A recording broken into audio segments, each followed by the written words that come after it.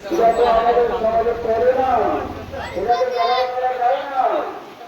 এটা তুমি মোটা হয়েছে আর তোমার পরিবারকে তুমি করতে পারছো না। তুমি মোটা হয়েছে আর তুমি পরিবারটাকে ঠিক করতে পারছো না।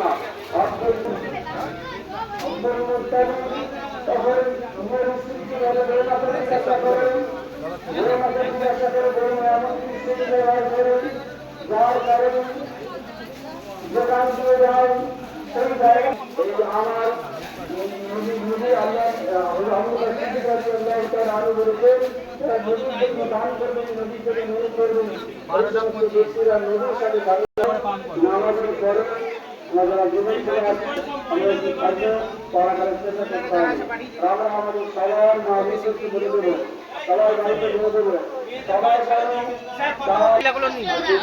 আমাদের বাইরে থেকে শিখতে হবে। আমরা সবাইকে হয়ে যায়।